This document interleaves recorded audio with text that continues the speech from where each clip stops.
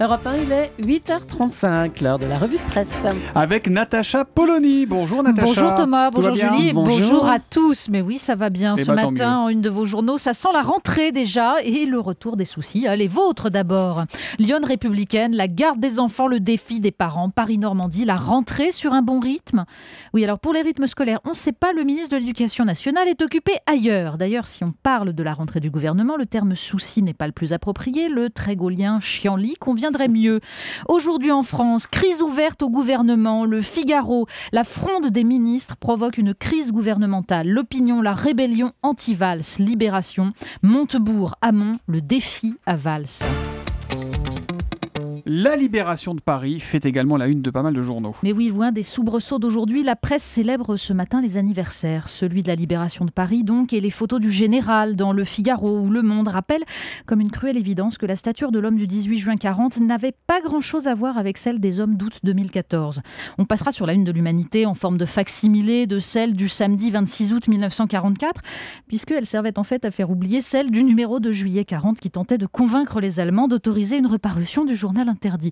Mais on célèbre aussi les 70 ans du Parisien libéré qui nous offre un cahier avec ses unes emblématiques, comme un voyage dans le temps, Hiroshima, le mur de Berlin, le référendum sur l'Algérie, les premiers pas d'Armstrong sur la Lune, la première guerre du Golfe, le 11 septembre.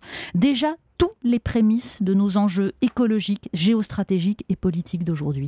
C'est l'homme du jour, il était dans ce studio il y a quelques minutes. Arnaud Montebourg intéresse beaucoup la presse également. Oui, alors De Gaulle aurait dit chienlit, Raymond Courreau dans l'Alsace parle de pétaudière, Jean-Michel Servan dans le Midi Libre de nouveau bourre-pif de la gauche pour François Hollande.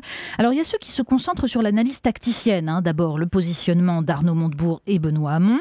Quand le ministre de l'Éducation nationale assure être loyal au président, écrit Raymond Courreau, on songe à Brutus affûtant son poignard. Dans le Figaro, Guillaume Tabar évoque l'alliance de circonstances des trois ambitieux du PS, Manuel Valls, Arnaud Montebourg et Benoît Hamon, et cite le génial et cynique aphorisme de Bismarck. Dans une alliance à trois, il vaut mieux être l'un des deux.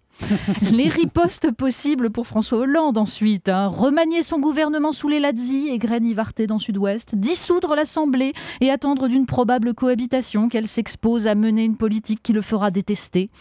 Ou ne rien faire et attendre, qui est l'occupation stratégique à laquelle il excelle. Mais certains s'extraient de ce petit spectacle pathétique pour poser la question du fond, celle des choix économiques. Sur le front de l'autre politique, écrit Jean-Louis Hervois dans La Charente libre, une armée hétéroclite est en train de se lever pour rejouer Valmy contre l'austérité libérale et les diktats de Bruxelles. Mais paradoxalement, si vous voulez avoir la définition de cette ligne économique aux couleurs de Valmy, il faut aller lire dans le Figaro la tribune de Nicolas Dupont-Aignan et non pas dans Le Monde l'interview finalement contrainte du toujours ministre Arnaud Montebourg. Dupont-Aignan parle de la nécessaire maîtrise des dépenses publiques, mais il y ajoute le constat que toutes les grandes monnaies ont été dévaluées depuis 10 ans à l'exception de l'euro. Il faut remonter au gouvernement Laval de 1935 et à son programme revendiqué de déflation qui mit par terre l'économie française à la veille de la guerre pour trouver un suicide économique de cette ampleur, dit-il. Et des idées, on en trouve aussi dans Marianne qui fait sa une sur ce programme. Changer de politique, c'est possible. Il y a quelque chose de religieux dans l'impensé gouvernemental, écrit Hervé Nathan. Faire mal serait la preuve qu'on agit.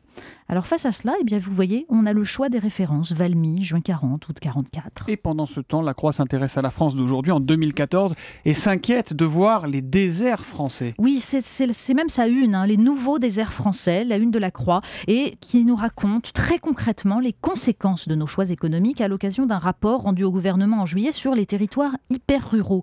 La Réole, par exemple, à 70 km de Bordeaux, ces hôtels particuliers du XVIIIe siècle qui sont en train de s'écrouler, ces grandes surfaces à 2 km qui ont tué le centre-ville, ses emplois enfuis et sa paupérisation.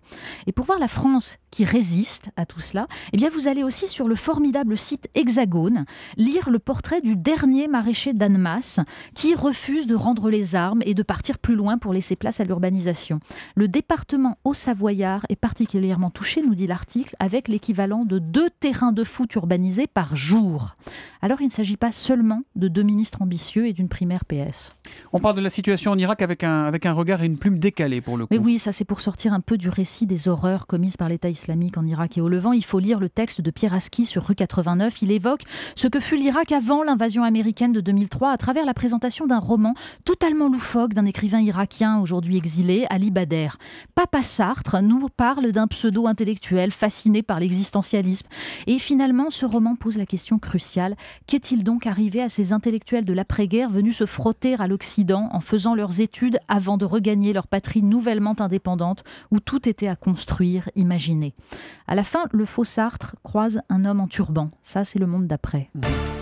Le Figaro, Natacha, qui arrive à réaliser un exploit puisqu'il met dans le même article le djihad et la lingerie. Mais oui, ça c'est parce que c'est pour nous montrer que le monde d'après, c'est aussi le monde de l'absurde. Le Figaro nous raconte comment une marque de lingerie érotique anglaise a été obligée de s'excuser publiquement après le lancement de sa nouvelle collection baptisée Isis. Oui, parce qu'Isis, eh bien, ça n'évoque plus la déesse égyptienne de la fertilité, c'est l'acronyme anglais de l'État islamique en Irak et au Levant. Ils ont été obligés de dire qu'ils ne soutenaient pas l'État islamique en Irak et au Levant. Notez que c'est quand même un joli pied de nez d'offrir de la lingerie aux barbares islamistes, mais visiblement le pied de nez n'est plus à la mode. Et quand les fous de Dieu effacent les figures de la mythologie antique, eh bien ils ont déjà gagné. La revue de presse de Natacha Polony tous les matins à 8h35 sur Europe 1. À demain, Natacha. À demain.